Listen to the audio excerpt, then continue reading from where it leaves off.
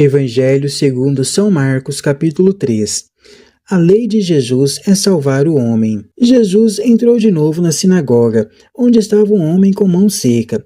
Havia aí algumas pessoas espiando para verem se Jesus ia curá-lo em dia de sábado, e assim poderem acusá-lo. Jesus disse ao homem da mão seca: "Levante-se e fique no meio."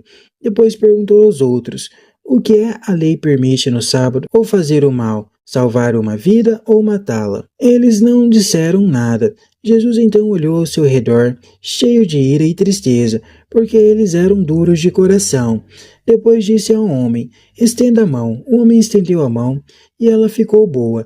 Logo depois, os fariseus saíram da sinagoga e, junto com alguns do partido de Herodes, faziam um plano para matar Jesus.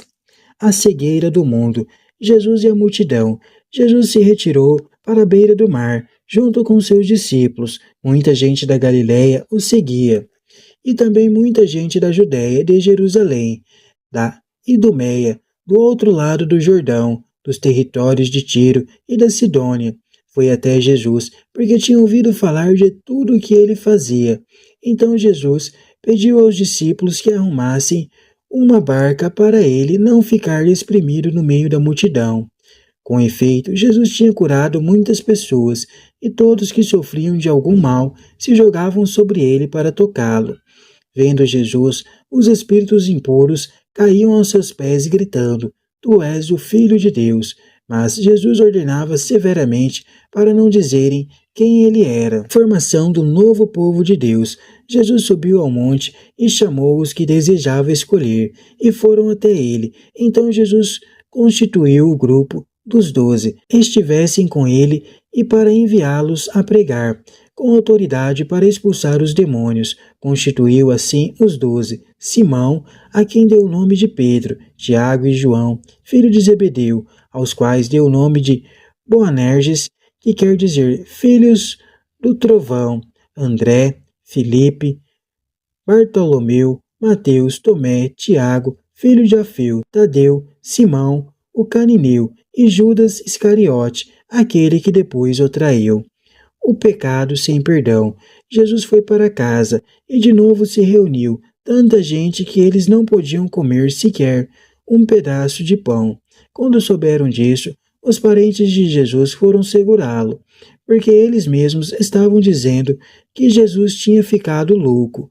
Alguns doutores da lei que tinham ido de Jerusalém diziam: "Ele está possuído por Beelzebul, e também é pelo príncipe dos demônios que ele expulsa os demônios." Então Jesus chamou as pessoas e falou com parábolas. Como é que Satanás pode expulsar Satanás? Se um reino se divide em grupos que lutam entre si, esse reino acabará se destruindo. Se uma família se divide em grupos que brigam entre si, essa família não poderá durar. Portanto, se Satanás se levanta e se divide em grupos que lutam entre si, ele não poderá sobreviver, mas também será destruído. Ninguém pode entrar na casa de um homem forte para roubar suas coisas, se antes não amarrar o homem forte. Só depois poderá roubar a sua casa. Eu garanto a vocês, tudo será perdoado aos homens, tanto os pecados como as blasfêmias que tiverem dito, mas quem blasfemar contra o Espírito Santo nunca será perdoado, pois a culpa desse pecado dura para sempre. Jesus falou isso porque estavam dizendo: "Ele está possuído por um espírito impuro." A verdadeira família de Jesus. Nisso chegaram a mãe e os irmãos de Jesus.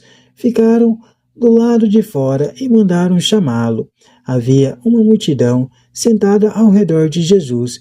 Então lhe disseram: "Olha, tua mãe e teus irmãos estão aí fora e te procuraram." Jesus perguntou: "Quem é minha mãe e meus irmãos?"